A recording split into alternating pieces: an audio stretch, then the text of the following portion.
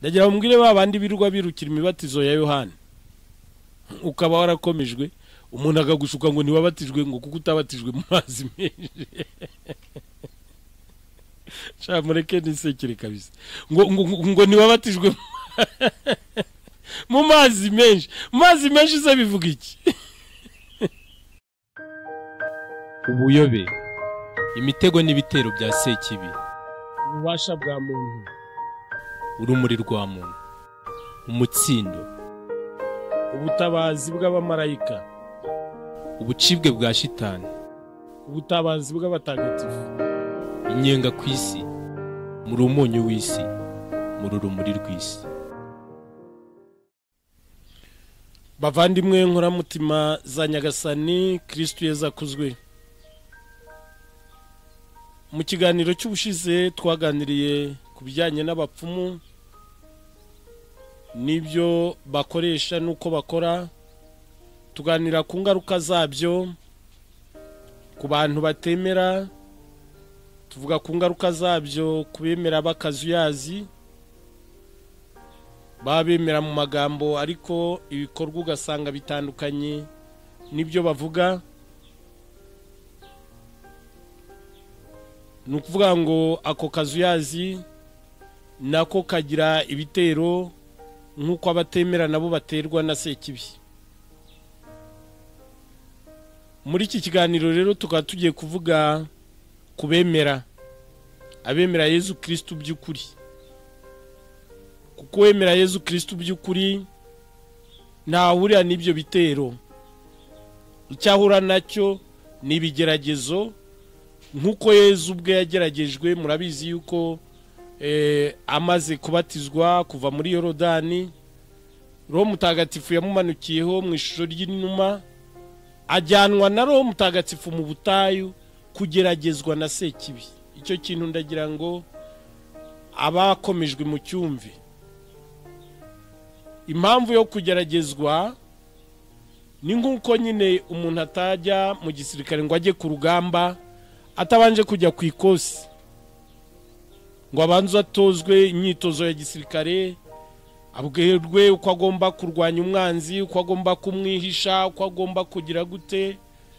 Simbizi neza, sinabaye umusirikare, ariko ndatekereza ko nyine batozwa byose no kumenya umwanzi bazarwana uwo ari we, kubanza kujya kumenya uwo barwana. Na Yezu rero kubera ko yaragiye gutangira urugamba rwa Sekibi, Roho Mutagatifu yagombaga kumujyana kugira ngo ageragezwe na Sekibi, namara gutsinda ibyo bigeragezo abone gutangira urugamba. Ngira ngo murabizi ko amaze gutsinda ibigeragezo nibwo yatangiye kwigisha, nibwo yatangiye gukora ubutumwa, nibwo yatangiye urugamba, kuko ibyo yararimo byose n'urugamba rwo gutsinda Sekibi. Natwe rero iyo dufite ukwemera, wahawe batisimu, wahawe wakomejwe ugahabwa Roho Mutagatifu, ukemera Roho Mutagatifu wahawe, kuko Kiliziya iduha amasakaramentu ariko nitwe tuyemera tukayakira. Iyo umaze rero kwakira Roho Mutagatifu ukagira ukwemera, ujya ku ikosi, urageragezwa kugira ngo umenye uwo muhanganye uwo ari we. Bya bigeragezo iyo umaze kubitsinda nibwo noneho ujya ku rugamba ugatangira ubutumwa bwo kujya kubohoza babandi bataremera Imana, no kubohoza babandi bakazuyazi, kubimana, ukabima shitani, ukabarwanirira. Kwimana, icyo bita kwimana ni ukurwanirira umuntu. Iwacu hari umusaza wajya atubwira, yari yararwanye banza ari intambara ya kabiri y'isi, simbyibuka niba ari ya mbere cyangwa ya kabiri, ariko yajyaga yivuga nyine iyo yabaga ari mu bandi, akavuga ati nimanye Rutuku muri to kwa Rugigana. Abatabizi bakagira ngo ni Rutuku y'igikoma cyo kuziko. Bucye umuntu aramubaza ati ese shako uwimanye Rutuku yiza ku bintu byari kugenda biti? Ati nari gucura inkumbi. Nyuma rero tumwegereye tumubaje icyo kivugo, yatubwiye ko Rutuku ari umuzungu yimanye, akanga ko bamwica muri to kwa Rugigana. Muri to kwa Rugigana ni mu gikari cyo kwa Rugigana, ubwo niho urugamba rwagiganiraga. Hari Rugigana yari umuzungu nyine, niwe bitaga Rugigana. muri icyo gikari rero yaramwimanya murasanaho, umwanzi ntiyashobora kumugeraho. Yarasaniye aho muri to kwa Rugigana, mu gikari kwa Rugigana, arasana n'umwanzi, umwanzi ntiyashobora kumugeraho. Nawe rero, natwe abemera, inshingano zacu ni ukurasana kuri abo bataremera, kurasana kuri abo bakazuyazi, kugira ngo tubabohoze, tubakure mu maboko ya Sekibi, tubazane kwa Yezu, nabo bagira ukwemera, nabo bajye ku ikosi, noneho nabo batangire urugamba. Ubu ni rwo rugamba natangiye, kugira ngo muve kuri izo ngoyi, muze mujye ku ikosi, ubundi umwanzi tumukubite inshuro, tumumeneshe isi Imana yaduhaye, tuyigire nziza, tuyigire paradizo, tuyoboye na Roho Mutagatifu, tuba abavandimwe, tuba inshuti, tube umwe na Yezu. Yezu abe muri twe, Yezu na Data babe muri twe, natwe tube muri bo. Yezu abe muri twe, natwe tube muri we, tuba abavandimwe nyabo, ubumwe n'urukundo bisagambe kuri iyi si, turangwe n'urukundo Imana yaturaze, turangwe n'ubumwe Yezu Kristo yaturaze. Ni ukuvuga ngo rero muri iki kiganiro tugiye kureba uburyo abemera batsinda, abemera bageragezwa ariko bagatsinda, kandi bamara gutsinda bagakomeza urugamba rwo kubohoza babanyantege. Kugira ngo rero ibyo tubiganireho, reka twiyambaze umubyeyi Bikira Mariya waje kudusura ikibeho, kugira ngo atwibutse ubwo butoneshwe. Ku izina ry'Imana Data na Mwana na Roho Mutagatifu, amina.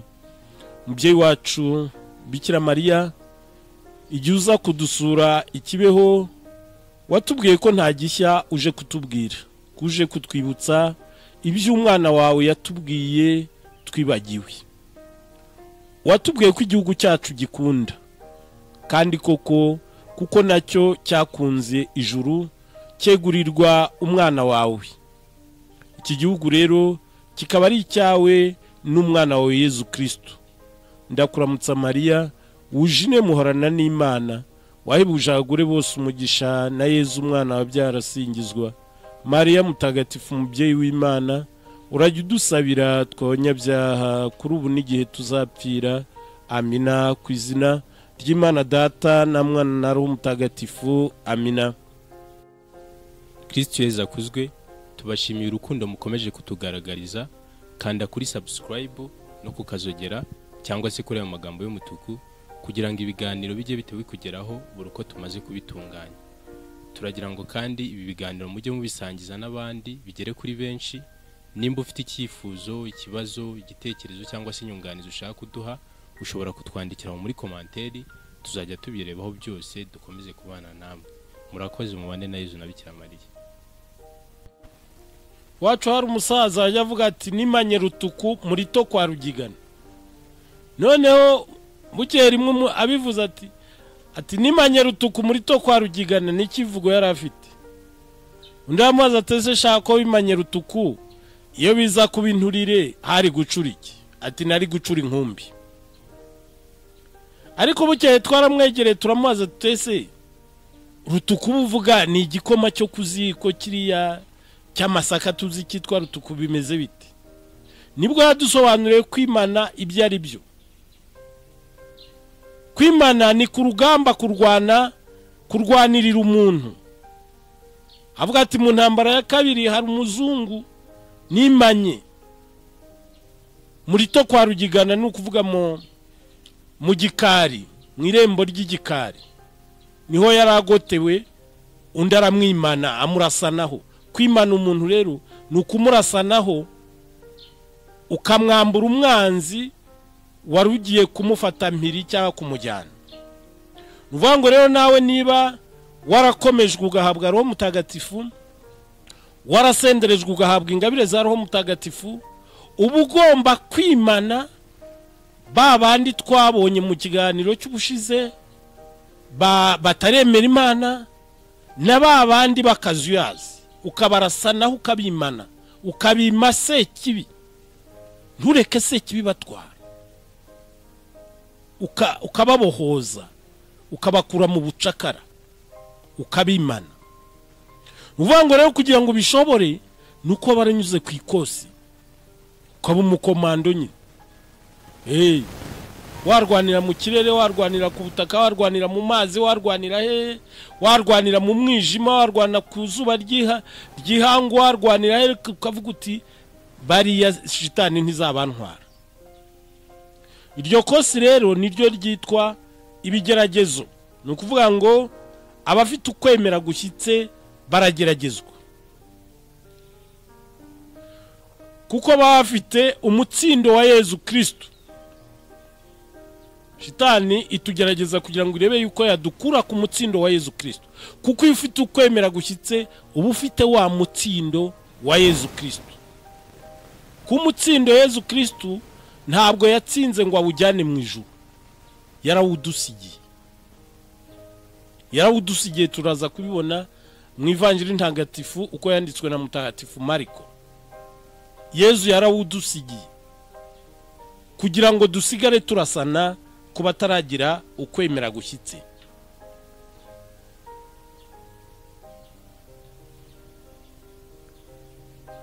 Imana rero ntibuza shitani kugerageza abemera Yezu Kristo. Imana ntibuza shitani kugerageza abemera Yezu Kristo.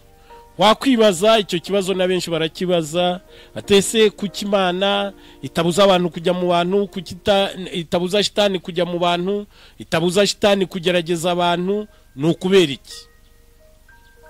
Imana izi neza ububasha yaguhaye, izi neza imbaraga yaguhaye, izi neza ingabire yaguhaye, izi neza intwaro yaguhaye, izi ko shitani itaguhangara ngo igutsinde.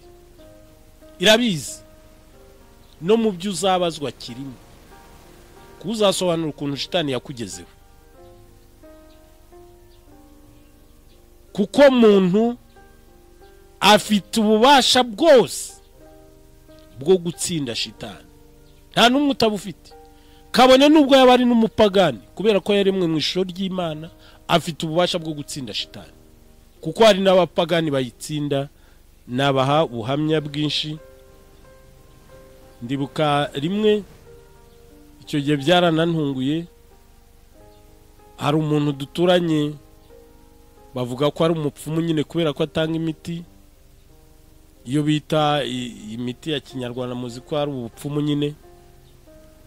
Noneho bukeye mbyutse mu gitondo mbona azanye umwana, niba ari umwuzukuru we niba ari iki simbyibuka neza.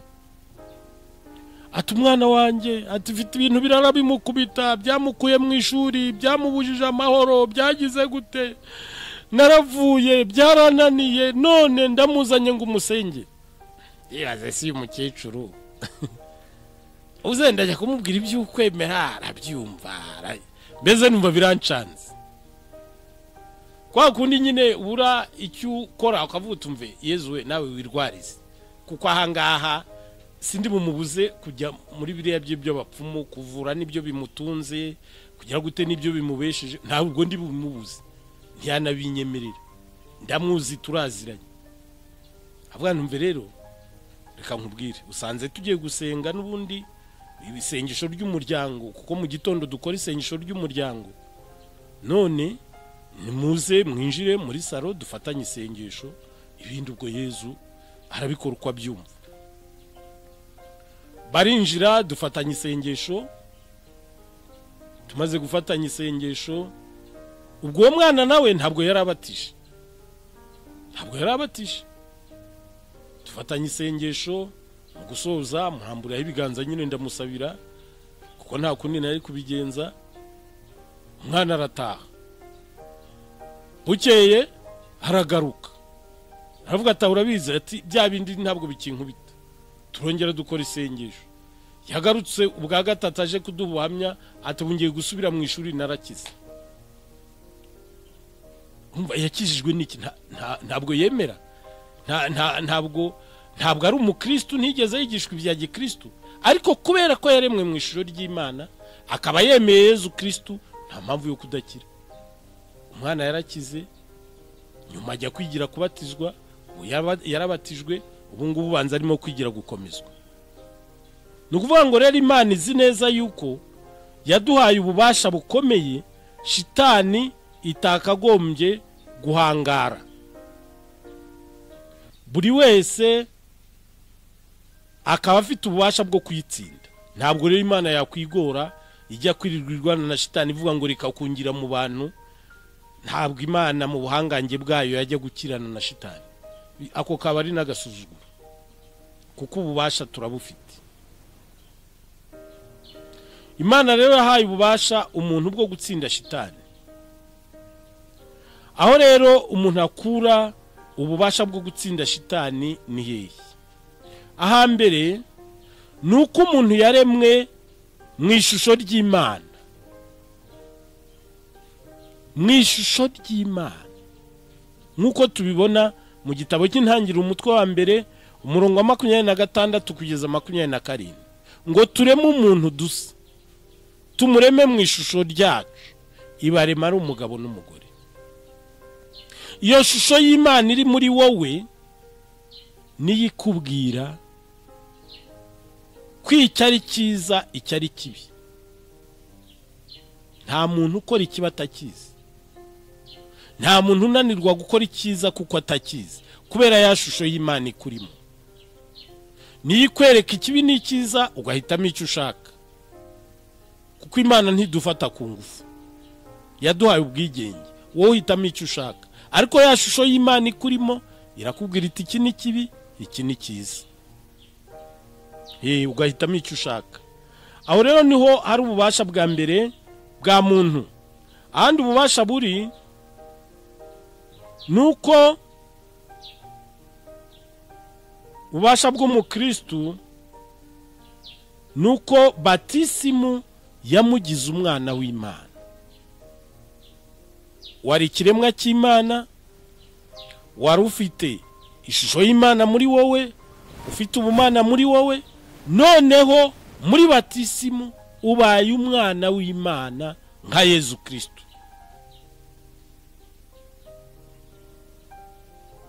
Turabibona mu Ivanjiri ya Luka umutwe wa 3 umurongo wa 22, ngo Yezu amaze kubatizwa muri Yorodani, akivamo Roho Mutagatifu yamumanukiyeho mu ishusho y'inuma. Ijwi rivugira mu ijuru ngo uri umwana wanjye, uyu munsi nakwibyariye. Ngahandi hari ubundi bubasha, kuba wabaye umwana w'Imana.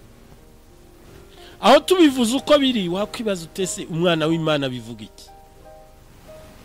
Kugira ngo ubyumve, inka ibyara iki? Inka ibyara inka. Nta nka murumva yabyaye ihene. Ihene ikabyara ihene, inkoko ikabyara inkoko, ipusi ikabyara ipusi, imbwa ikabyara imbwa. Imana nayo ibyara Imana. Imana nayo ibyara Imana, kuko ntituba twavutse kubw'umubiri, mbere tuba twaravutse kubw'umubiri kubera ababyeyi bacu. Muri batisimu tuvuka ku bwa Roho. Imana ni Roho, tuvuka ku bwa Roho, tuvuka muri Roho. Umubyeyi wacu wa Roho ni Imana, ihagarariwe n'ababyeyi b'abatisimu. Ababyeyi b'abatisimu burya bahagarariye Imana, ariko umubyeyi w'ukuri nyawe ni Imana. Ntabwo ubura umwana w'umubyeyi w'abatisimu. Icyo kintu tucyumvikaneho. Hari n'abajya gushaka ababyeyi b'abatisimu ngo bakareba abakize, bakareba bifite gute, kandi wenda badafite n'ubwo bukristo. Ariko umubyeyi wawe wa mbere ni Imana. Umubyeyi w'abatisimu ahagarariye Imana. Ni nacyo azabazwa ababyeyi b'abatisimu. Imana izakubaza uko wayihagarariye, uko wayivugiye, uko wayeretse wa mwana wayo, uko wamweretse imico y'Imana, uko wamutoje Imana, uko wamutoje gusenga, uko wamutoje gukunda Imana, uko wamutoje kuba umwana w'Imana kuba ku isi ariko atari uw'isi, atari uw'isi. Ababyeyi b'abatisimu mufite ibibazo, kuko hari abaherukana n'abana umunsi bababyara bikaba birarangiye. Kandi ubundi wagombye kuba umuyaya w'Imana, kuko uwo mwana ni uw'Imana, wowe uhagarariye Imana nk'umuyaya, kugira ngo urerere Imana. Burya n'ababyeyi b'umubiri n'abayaya b'Imana. Natwe ababyeyi b'umubiri turabayaya b'Imana. Imana ikaduha ibyo tugaburira abana, ibyo tubambika, ibyo tugira gute, kugira ngo tubarere, tunabatoza gukunda iyo Mana, tunabumvisha yuko ubuzima bafite ari ubwo bahawe n'Imana, tunabumvisha yuko ibyo tubatungisha twabihawe n'Imana, tukabatoza gukunda Imana bakiri batoya. Niba atari ibyo, ubwo Imana nyine ku munsi w'igihembo, ubwo icyo uzahembwa nawe uracyumva. Ni ukuvuga ngo rero aha niho ububasha bwa kabiri bwinjirira kandi bukomeye. Kuba utakiri umuntu gusa, utakiri umubiri gusa, ahubwo wabaye roho, utunze roho w'Imana muri wowe, wabaye umwana w'Imana, utakigengwa n'umubiri, utagikora iby'umubiri ugutegeka, ahubwo ari wowe utegeka umubiri. Kuko wategeka umunyabubasha, roho w'Imana afite ububasha, niwe ugomba gutegeka umubiri, ntabwo ari umubiri ugomba gutegeka roho. Niyo mpamvu rero iyo umaze kubatizwa uba utakiri uw'isi, uba wabaye uw'ijuru, kuko so ni so wo mu ijuru. Uba ugomba gutandukana n'ibikorwa by'isi na kamere z'isi n'ububasha bw'isi, kubera rero yuko wabaye umwana w'Imana. Ni ukuvuga ngo umwana w'Imana ikimuranga ni uguharanira ingoma ya se. Umwana wese usanga afite ishyaka ry'ingoma ya se, avuga ati ingoma ya data itavaho igira ibibazo, ingoma ya data hatagira uyitera, ingoma ya data hatagira uyivogera. Ni ukuvuga ngo utangira kubungabunga ingoma y'ijuru, ingoma y'Imana ku isi, kiliziya yayo, ubwami bw'Imana ku isi. Tuzabibona umunsi tuzavuga kuri kiliziya. Icyo ni icya gatatu gituma wigiramo ububasha bw'Imana. Mu gukomezwa rero ho ni ibindi bikomeye, ko mu gukomezwa duhabwa Roho Mutagatifu. Ahangaha niho Yohani yavuze igihe yabatizaga. Ndagira bamubwire babandi birirwa birukira imibatizo ya Yohani, ukaba warakomejwe, umuntu akagushuka ngo niwabatijwe, ngo kuko utabatijwe mu mazi menshi. Mureke nisekere kabisa, ngo niwabatijwe mu mazi menshi. Mu mazi menshi se bivuga iki? Reba Yohani uko yavugaga abatiza, yaravuga ngo jyewe ndababatirisha amazi kugira ngo mwemere, ariko uje nkurikiye aranduta, sinshobora no gushumura udushumi tw'inkweto ze. Uwo niwe uzababatirisha Roho Mutagatifu n'umuriro. Roho Mutagatifu n'umuriro.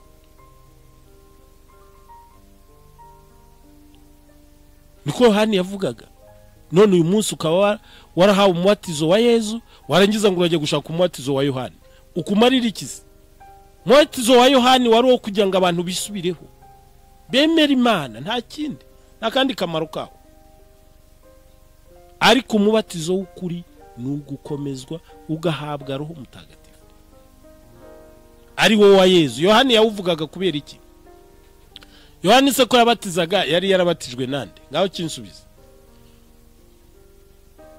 Yohana impamvu uwo mubatizo yawuvugaga ari nawe wamuhaye imbaraga zo kubatiza no kwigisha no gukora ibyo yakoraga byose, uwo mubatizo yari yarawubatijwe. Ni nayo mpamvu yatubwira ko ari wo mubatizo nyawo, ko ari wo dukeneye. Avuga ati jyewe uyu mbaha nuwo kwisubiraho gusa, ariko umubatizo nyawo muzawubatizwa wa Roho Mutagatifu n'umuriro. Yari yarawubatijwe. Yawubatijwe ryari? Gende murebe mu Ivanjiri ya Luka, igihe Bikira Mariya yasuhuzaga Elizabeti mutagatifu, ngo abana bombi bisimbiza mu nda. Umwana wa Elizabeti yisimbiza mu nda yishimye, kuko Yezu ari mu nda ya Bikira Mariya. Yabatirishije Roho Mutagatifu Yohani ari mu nda ya Elizabeti. Niho Yohani yamenye uwo mubatizo, arawuvukana. Niho Yohani yamenye uwo mubatizo, arawuvukana. Yawuvugaga kubera ko yarawuzi, ntabwo yavugaga ibyo atazi. Ntabwo yari kubatiza atarabatijwe, ntibyashobokaga. Cyo ntikibaho. Yabatije kubera ko yabatijwe, kandi akabatizwa umubatizo utari uw'amazi. Uwo mubatizo wa Roho Mutagatifu rero ni uduha imbaraga ndenga kamere. Ngite imbaraga ndenga kamere, imbaraga zirenze kamere muntu, imbaraga ndenga kamere. Ariko mbere yuko tuhasoma dusoma mu byakozwe n'intumwa, ndagira ngo tubanze turebe uhereye kuri uko gukomezwa ndetse n'andi masakaramento duhabwa. Kiliziya ifite umurimo wo kuduha masakaramento, ariyo batisimu, ari Ukaristiya, ari ugukomezwa. Ukaristiya sinayivuzeho, sa n'uwayisimbutse, ariko nazo ni izindi mbaraga zidasanzwe. Kubona, kambivuge, kubona utungwa n'umubiri wa Yesu. Yezu Imana, ukarya Imana, warangiza ukavuga ngo uri umunyantege nke, ariko byo mwumva atari ugutuka Imana, mwumva atari ugutuka Yezu. Kuba muri batisimu waragizwe umwana w'Imana, ugatungwa n'umubiri w'Imana, ugahabwa Roho Mutagatifu Imana, warangiza ukirirwa uririmba ngo uri umunyantege nke, uba wemeza ko abo bose nta mbaraga bagira. Erega burya no gutuka Imana, no gutuka Roho Mutagatifu. Ni sakirirego, uba wemeza ko abo bose nta mbaraga bagira. Niba rero ubwo bubasha bwose bugutuyemo,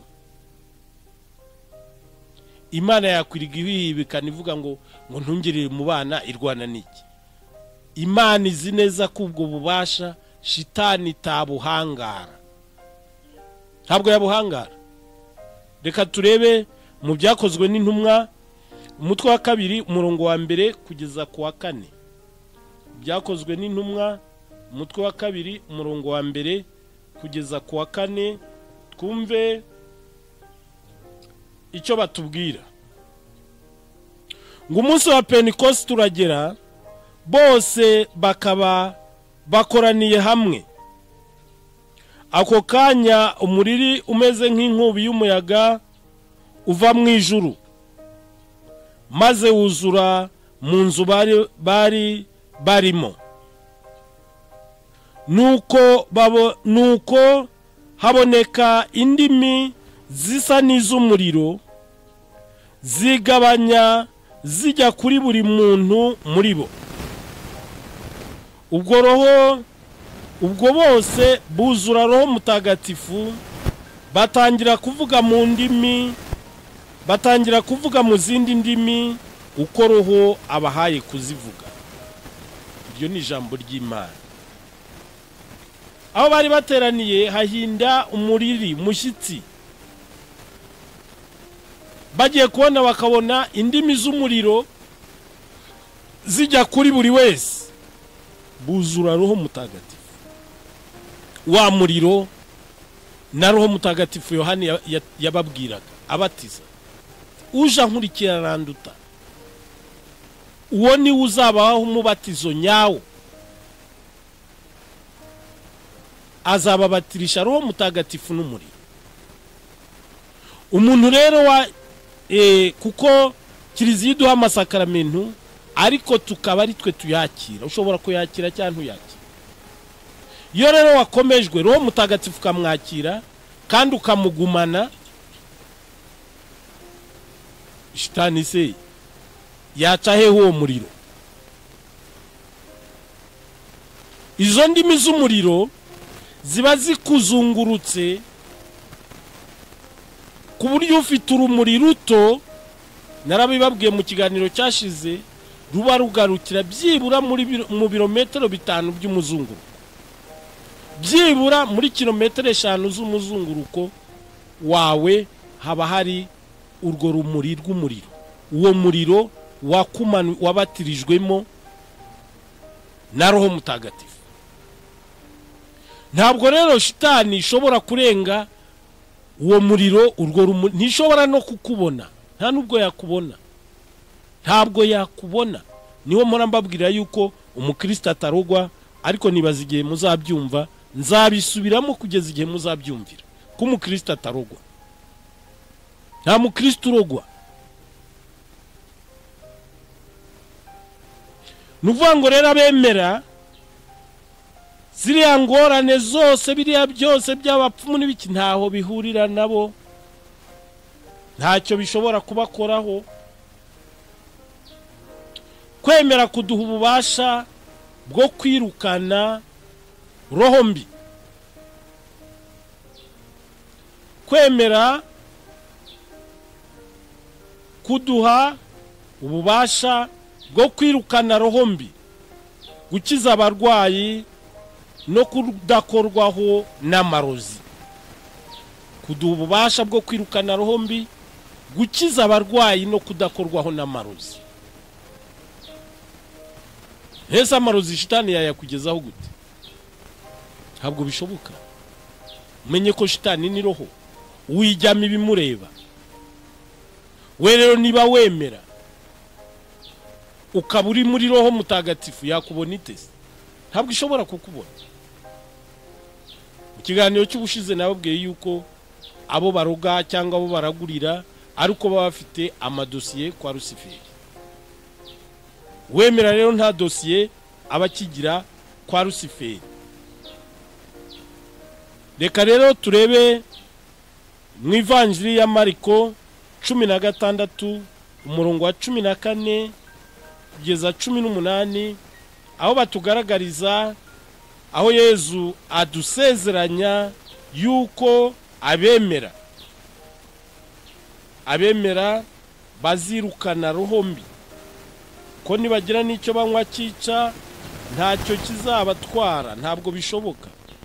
Iyo wemera Yezu Kristo, nicyo gituma udashobora kugira ubwoba bibaho, nicyo gituma udashobora kugenda wikanga cyangwa wikandagira, wikanga abarozi cyangwa amarozi, wikanga urupfu rutunguranye, kuko uburinzwe ufite ububasha bukurinda. Ntabwo abakorera shitani bagira ububasha bubarinda ngo abakorera Imana baba ari bo babubura. Reka dusome, kaho tuhasome kuko arakomeye.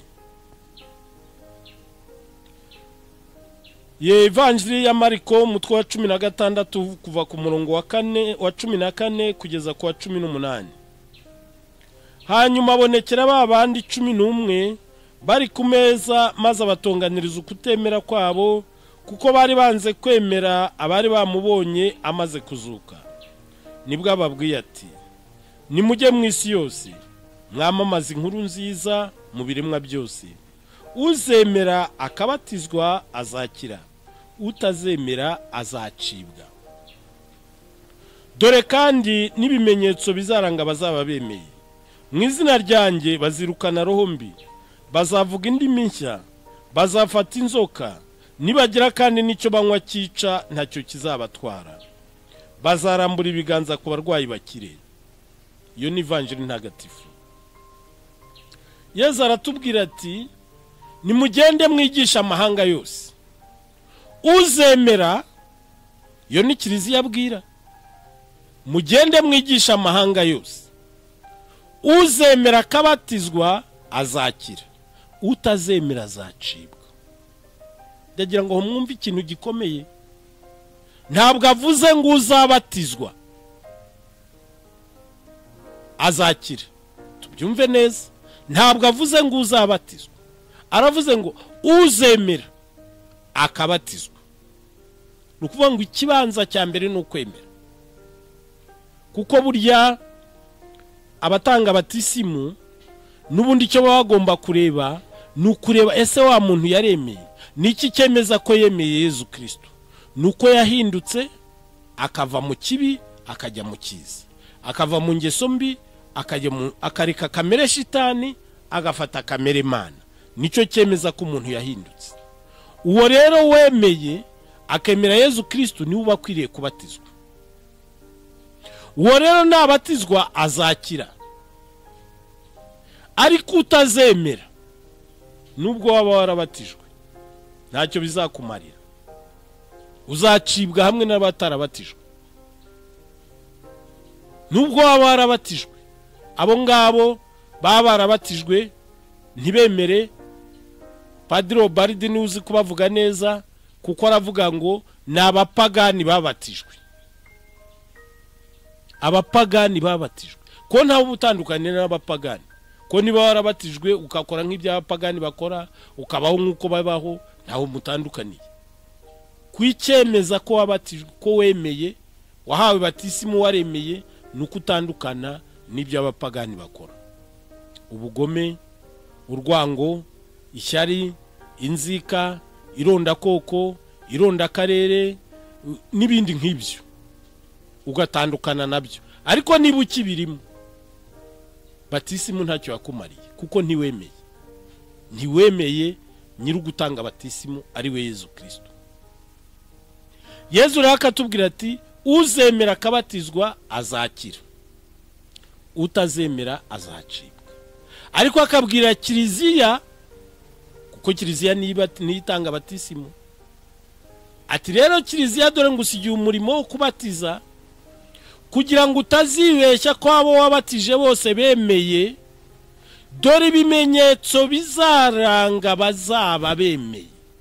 Ibi ndabivuga mbitsindagira kuko hari abantu babyitiranya n'ingabire. Ni ibimenyetso by'ukwemera, dore ibimenyetso bizaranga bazaba bemeye. Mu izina ryanjye bazirukana roho mbi. Cyo ni ikimenyetso cya mbere cy'ukwemera, ntabwo ari ingabire. Mu izina ryanjye bazirukana roho mbi. Mu izina ryanjye bazarambura ibiganza ku barwayi bakire. Mu izina ryanjye nibagira n'icyo banywa cyica ntacyo kizabatwara. Icyica ni iki? Amarozi. Amarozi. Ikambere ku kuntu amarozi adashobora kwica uwemera. Kugira ngo ubyumve ndabanza nkubwire kuroga icyo ari cyo. Mbere yuko ngera ku kuroga ndagira ngo mbanze nkubwire ku byo wemera. Ngira ngo abakristu mwemera ko muri Ukaristiya duhabwa Yezu. Ukaristiya ni umugati ukorwa mu ifarini igurwa ku isoko, ntabwo ari iva mu ijuru. Ariko iyo umusaseredoti amaze kuvugiraho isengesho rya Roho Mutagatifu, asaba Roho Mutagatifu ngo amanuke ahindura umugati na divayi umubiri n'amaraso bya Yezu Kristo, wa mugati ntabwo ubukira umugati, uba wahindutse wabaye umubiri wa Yezu Kristo. Ya divayi iba yabaye amaraso ya Yezu Kristo, tugahabwa Yezu.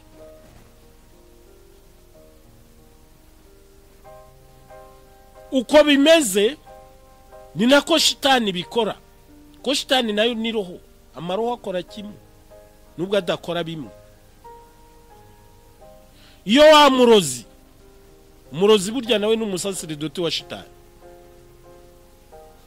yafata pasiparime, yafata ibijumba cyangwa ibishyimbo, yafata ibiki, yamaze kubivugiraho amagambo yigishijwe na shitani, ntabwo biba bikiri bya bindi, biba byabaye shitani rwose. Na ya miti babaha nuko bayigenza, iyo bamaze kuyivugiraho amagambo iba yabaye shitani rwose. Bya bindi rero yatongereye shitani akayituma ko igomba kukwica, iyo ubiriye uburiye ya shitani igomba kukwica nyine, cyangwa kuguteza indwara cyangwa kuguteza ibindi bibazo. Noneho ya shitani gakora ibyo wa murozi yayitegetse. Ukuntu rero umukristo atarugwa ni gute? Niba ubitongereye ugashyiraho mu biryo, Faustin nkagera uzuti Faustin ngiye kumucurangura, urabigeza ku meza, ya shitani kuko Faustin yamubonye iramuzi, yabonye ko arimo Yezu na Roho Mutagatifu, ntishobora kwinjira ngo yirukane Yezu muri Faustin, ntishobora kuza ngo iturane na Yezu muri Faustin, irahita iguruka yiruke ivuga iti ndapfuye.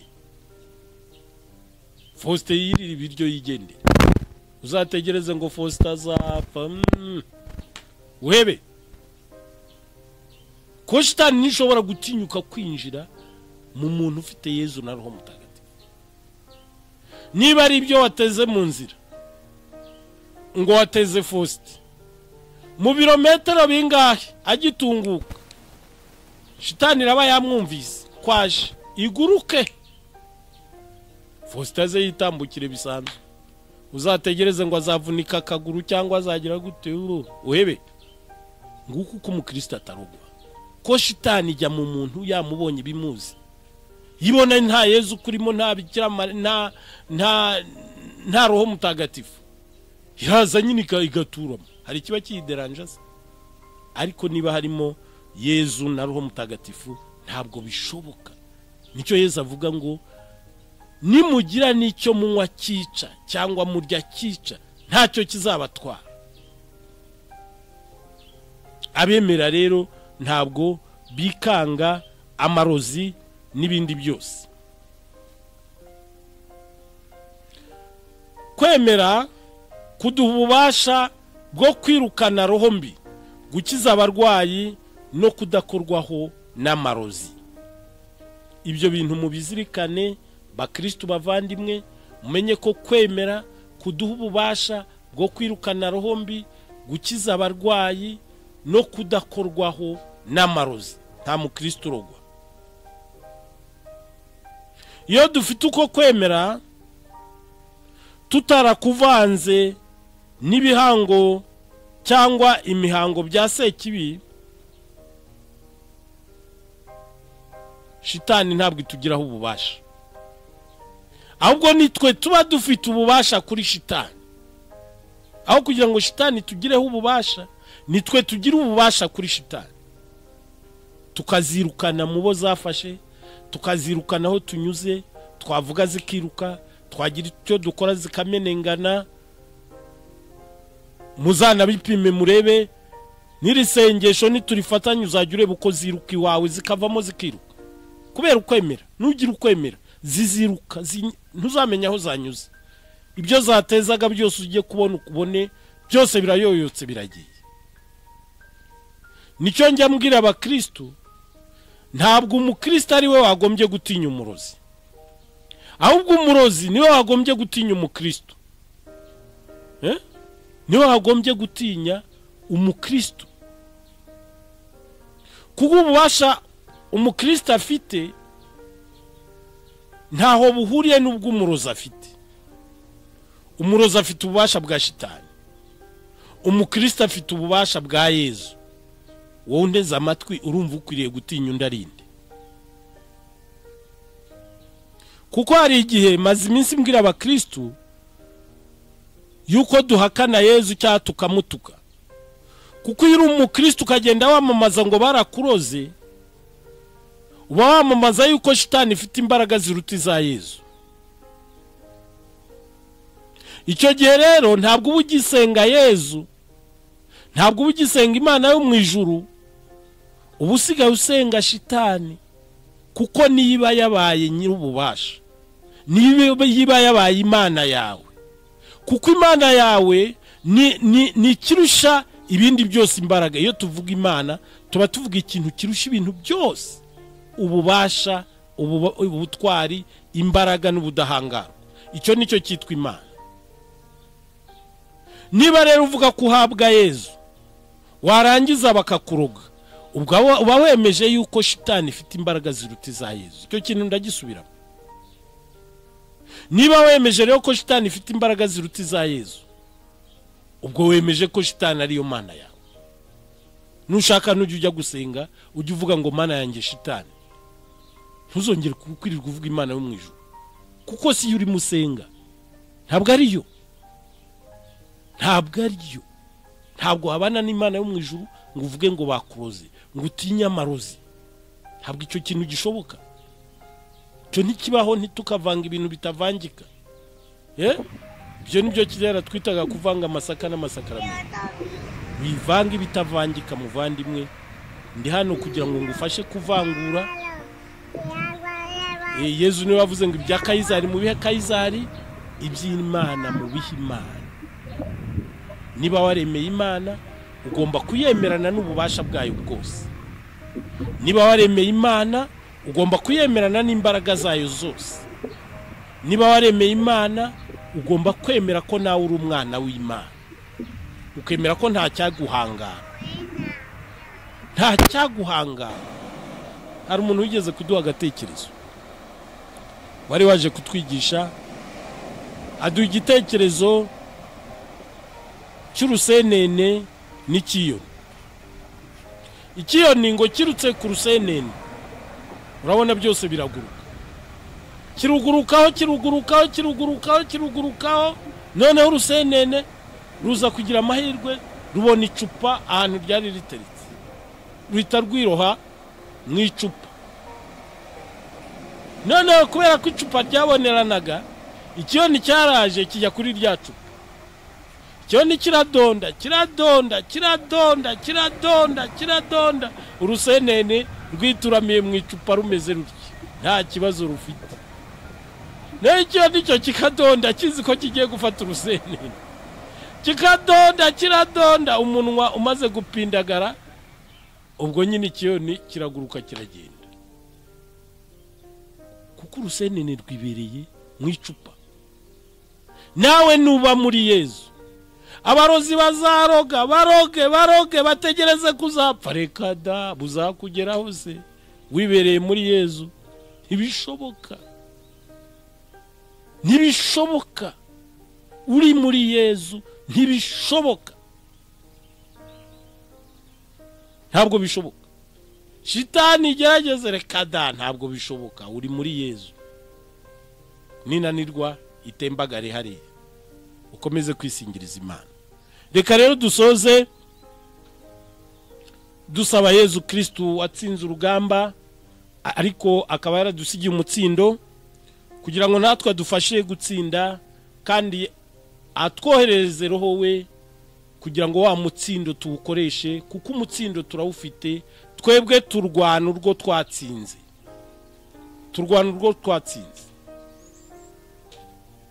Ku izina ry'Imana Data na Mwana na Roho Mutagatifu, amina. Dawe nyir'ubutagatifu, ndagushimira ko waduhaye Yezu Kristu kugira ngo aze kudutoza urugamba, arutsinde kandi adusigire umutsindo. Dawe nyir'impuhwe rero, ndagusaba kugira ngo uwo mutsindo Yezu Kristu yadusigiye, impuhwe zawe zidutoze kuwukoresha. Utumanure impuhwe zawe zituyobore, zidukoreshe, zidufashe kwakira Roho Mutagatifu waduhaye muri batisimu no mu gukomezwa. Mubyeyi impuhwe Bikira Mariya, ndagutumiye, niwe wakiriye Roho Mutagatifu ubwa mbere, kandi n'intumwa kugira ngo zimwakire nuko zari kumwe nawe. Ndagusaba ngo nawe uze ube hamwe natwe kugira ngo twongere kwakira Roho Mutagatifu bundi bushya, Roho twahawe muri batisimu no mu gukomezwa, azavugurure roho zacu kugira ngo adufashe gukoresha umutsindo twahawe, maze natwe dutsinde nk'uko Yezu Kristu yatsinze. Nyagasani Yezu Kristu nyir'impuhwe, ndagusanga uko wamanuriye Roho wawe ku ntumwa kuri Pentekoste, uko wamuduhaye muri batisimu no mu gukomezwa, n'uyu munsi wongere kumumanura ku bana bawe bakurikiye iki kiganiro, kugira ngo basendereze imbaraga n'ububasha bwawe, bashobore gutsinda ibishuko, ibigeragezo n'imitego ya nyakibi, bashobore gutsinda ibigeragezo, maze umutsindo wawe wigaragarize bose, umutsindo wawe ukwiriye ku isi, kugira ngo n'abatari batsinda nabo batsinde. Urugamba twarutangije kugira ngo izina ryawe rihabwe ikuzo. Urugamba twarutangije kugira ngo shitani itsindwe.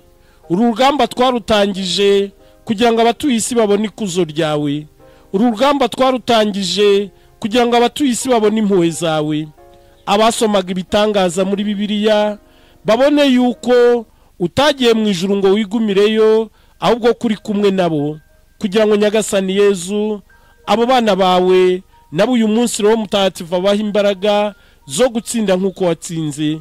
Ndagusaba rero ngo ubasha bwawe butumanukireho, kugira ngo mu izina ryawe dusenye imitego n'ubugome bya roho mbi, tuzimeneshe tuzirebe mu nyenga y'umuriro, izina ryawe rihabwe ikuzo mu ijuru, ku isi n'ikuzimu baripfukamire.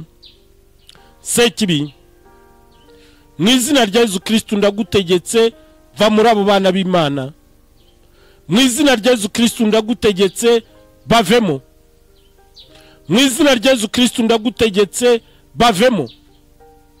Ingoyi zose waboheshaga ndazicagaguye mu izina rya Yezu Kristo. Iminyururu waboheshaga ndayicagaguye mu izina rya Yezu Kristo. Gahunda wari ufite mu buzima bwabo ndazishenye mu izina rya Yezu Kristo. Imitego wayibategaga ndayishenye mu izina rya Yezu Kristo. Roho mbi zawe zabagendagamo ndazirukanye mu izina rya Yezu Kristo. Genda ujya mu nyenga mu roseki, uri gicibwa, uri kivume, uri kivume, uri kivume, uri kivume. Imana Data yaraguciye, Imana Mwana yaragutsinze, Yezu Kristo yaduhaye ububasha bwo kugutsinda mu izina rye. Shitani uri we wese, waba nyabingi, waba ryangombe, waba bazimu, waba ibitega, waba mahembe, waba majini, waba barangi, waba kanyaga, waba mwikorezi, waba zunguruka, waba ndwara, waba gitero, waba gitwaro, waba ubasha bwo mu kuzimu, waba ubasha bwo mu nyenga, icyo uri cyo cyose ndakwirukanye mu izina rya Yezu Kristo wagutsinze. Ntugire umuntu ujyamo, ntugire inyamaswa ujyamo, ntugire itungo ujyamo, ugende ujye mu nyenga y'umuriro. Ubutabera bw'Imana bugucira ubanza kandi buguhane, ubutabera bw'Imana bukurimbure, ubutabera bw'Imana bukumeneshe, ubutabera bw'Imana bukure mu nyenga y'umuriro. Ndakwirukanye mu izina rya Yezu Kristo. Mwirukanye mu ngo z'abashakanye, mwirukanye mu ngo z'abashakanye, mwirukanye mu ngo z'abashakanye, mwirukanye mu rubyiruko n'abana bato, mwirukanye mu mfubyi n'abapfakazi, mwirukanye mu mfubyi n'abapfakazi, mwirukanye mu mfubyi n'abapfakazi. Genda ujye mu nyenga y'umuriro. Yezu Kristo yaragutsinze. Yezu yagutsindiye mu butayu, Yezu yagutsindiye mu murima w'imizeti, Yezu yagutsindiye ku musaraba, Yezu yaduha ububasha bwo kugutsinda mu izina rye. Imitego yose wategaga kiliziya ndayishenye mu izina rya Yezu Kristo. Imitego wategaga mu masakaramento ndayishenye mu izina rya Yezu Kristo. Imitego wategaga abantu ngo badahabwa amasakaramento uko bikwiye ndayishenye mu izina rya Yezu Kristo. Imitego wategaga abasaseredoti ndayishenye mu izina rya Yezu Kristo. Imitego wategaga abakatejiste ndayishenye mu izina rya Yezu Kristo. Imitego wategaga mu miryango remezo ndayishenye mu izina rya Yezu Kristo. Imitego wategaga mu makoraniro y'abasenga ndayishenye mu izina rya Yezu Kristo. Imitego wategaga mu miryango y'abihaye Imana ndayishenye mu izina rya Yezu Kristo. Imitego wategaga papa, bakaridino n'abepiskopi ndayishenye mu izina rya Yezu Kristo. Imitego wategaga abayobozi b'ibihugu ndayishenye mu izina rya Yezu Kristo. Imitego wategaga abaperezida, abaminisitiri, abadepite n'abasenateri ndayishenye mu izina rya Yezu Kristo. Imitego wategaga abantu bose ku isi ndayishenye mu izina rya Yezu Kristo. Indwara zose wabatezaga ndazirukanye mu izina rya Yezu Kristo. Ubumuga bwose wabatezaga ndabwirukanye mu izina rya Yezu Kristo. Intambara zose watezaga ku isi ndazishenye mu izina rya Yezu Kristo. Amacakubiri watezaga abantu ndayatwitse mu izina rya Yezu Kristo. Indwara z'ibyorezo watezaga ndazirimbuye mu izina rya Yezu Kristo. Ububasha bwawe bwazereraga ku isi ndaburimbuye mu izina rya Yezu Kristo. Ububasha bwawe bwazereraga ku isi ndaburimbuye mu izina rya Yezu Kristo. Genda ujye mu nyenga y'umuriro. Genda ujye mu nyenga y'umuriro. Genda ujye mu nyenga y'umuriro. Genda ujye mu nyenga y'umuriro. Umubyeyi Bikira Mariya nagukandagira kumena umutwe. Umubyeyi Bikira Mariya nagukandagira kumena umutwe. Amarayika batagatifu bakunyukanyuke.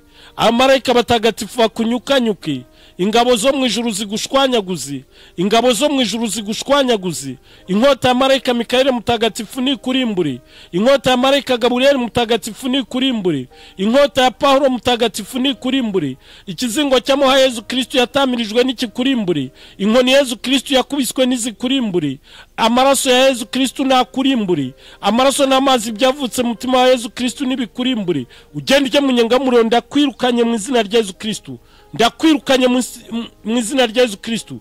Genda ujye mu nyengamuriro, genda ujye mu nyanga y'umuriro, genda ujye mu nyengamuriro sekibi. Mwirukanishije umusaraba mutagatifu Yezu Kristo yabambweho, mwirukanishije ikizingo cy'amuha Yezu Kristo yatamirijwe, mwirukanishije inkoni Yezu Kristo yakubiswe, mwirukanishije ukwemera kwa Kiliziya imwe gatolika itunganye kandi ishingiye ku ntumwa Kristo ubwe yigaruye amennye amaraso ye.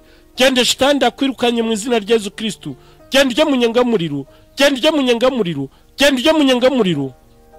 Mana Data Nyirijuru, ndakwinginga ngo urambure ikiganza cyawe ku bana bawe kugira ngo basendereze inema n'ububasha, ubutwari, ubudacogora n'ubudahangarwa, ubaye gutsinda ibigeragezo n'ibishuko n'imitego ya nyakibi. Ndagusaba dawe nyir'ubutagatifu, urambure ikiganza cyawe ku bana bawe, basendereze imbaraga za Roho Mutagatifu, basendereze ububasha, ubutwari, ubudacogora n'ubudahangarwa kugira ngo bashobore gutsinda ibigeragezo, ibishuko n'imitego ya nyakibi. Ndagusanga urambure ikiganza cyawe waha umugisha, umugisha ubwenge bwabo, umugisha ibitekerezo byabo, umugisha roho zabo n'imibiri yabo, umugisha ibyo wabahaye n'ibyo witegura kubaha byose, umugisha wawe batagatifuze, umugisha wawe barinde, umugisha wawe bakomeze, umugisha wawe uzabageze mu ngoma y'ijuru. Mubyeyi w'impuhwe Bikira Mariya, ndagusanga ubatwikiriza igishura cy'ubusugi bwawe, barinde imitego ya nyakibi, ubabe hafi, ubarengere, ubasabire kugira ngo bashobore gutsinda nk'uko Yezu Kristo yatsinze. Bikira Mariya Nyirimpuhwe, wibuke ko nta wigeze kumva ko wasubije inyuma waguhungiyeho, agutakambira ngo umurengere umusabire. Nicyo gituma nkwizera, ndakugana nkuganyira ngo umpagarare uko ndi umunyabyaha.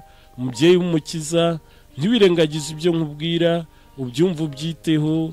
Amina. Dawe uri mu ijuru, izina ryawe ryubahwe, ingoma yawe yogere hose, icyo ushaka gikorwe munsi nk'uko gikorwa mu ijuru. Ifunguro ridutungura iduhe none, utubabare ibicumuro byacu nk'uko natwe tubabare abaducumuyeho, ntuduterane mu bitwoshya ahubwo udukize icyago. Amina. Kuko ubwami n'ububasha n'ikuzo ari byawe Nyagasani iteka ryose. Amina. Niyubahe Imana Data na Mwana na Roho Mutagatifu nk'uko bisanzwe iteka, nibubahe n'ubu n'iteka ryose. Amina. Ku izina ry'Imana Data na Mwana na Roho Mutagatifu. Amina. Mugira amahoro ya Kristo.